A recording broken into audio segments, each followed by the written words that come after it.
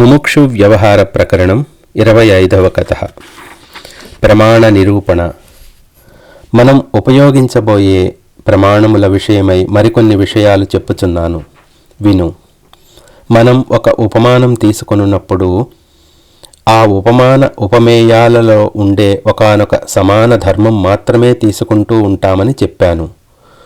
ఉపమానం అంటేనే అది. ఒకవేళ ఉపమాన ఉపమేయాలు అన్ని అంశములందు ఒకే విధంగా సమాన ధర్మములు కలిగి ఉండటం జరిగితే అప్పుడు ఆ రెండిటికీ భేదమే ఉండదు. ఇక ఒకదానిని ఉపమానం అని రెండవ దానిని ఉపమేయం అని అనటం దేనికి? లోకంలో ఏ సందర్భాలలోనైనా సరే ఏ ఉపమానం గ్రహించటం జరిగినా అట్టి అన్ని సందర్భములలోనూ ఒకానొక అంశ అనున్నదే ఉద్దేశం. ఉదాహరణకు, ఆమె కన్నులు కలువల వలె తీర్చిదిద్దినట్లు ఉంటాయి అని ఒక కవి వర్ణించాడనుకో. అట్లాగా అయితే మరి ఆ కళ్ళు తటాకంలో తెలియాడుట లేదేమీ అని తర్కం చేయటం ఉచితం కాదు. జీవబ్రహ్మముల స్వరూపం గ్రహించటానికి ఈ శాస్త్రం చేతను తదితర ఆధ్యాత్మ శాస్త్రముల చేతను అనేక దృష్టాంతములు తీసుకోబడ్డాయి. ఉదాహరణకు, మాండుక్యోపనిషత్తు కప్ప యొక్క 4 కాళ్ళు దృష్టాంతంగా జాగ్రత్, స్వప్న, సుషుప్తి, తురీయములు విశదీకరించబడ్డాయి. అట్టి దృష్టాంతములను ప్రమాణములను సరైన రీతిలో అర్థం చేసుకుంటే అప్పుడు అఖండాకార చిత్తవృత్తి ఉదయిస్తుంది. మహావాక్యార్థ బోధ వలన ఆత్మతత్వము స్ఫురిస్తుంది.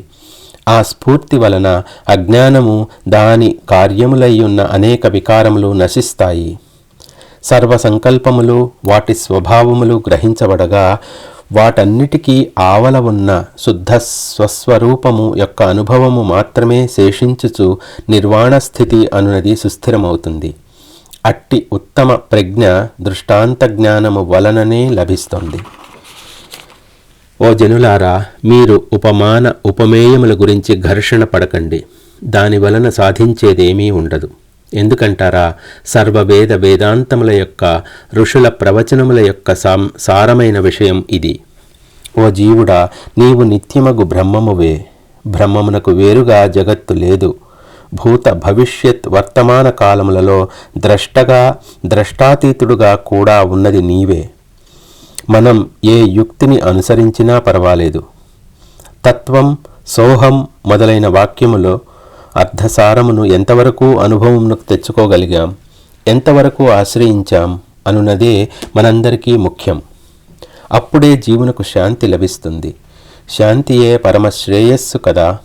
అట్టి అంతరంగ ప్రశాంత స్థితి విచారణ చేతనే ప్రాప్తిస్తోంది. ఈ మా ప్రయత్నము యొక్క ఉత్తమ లక్ష్యము అదే. ఇందు విచారించబడిన వస్తువు గ్రహించుటకు సర్వజీవులు తగియే ఉన్నారు.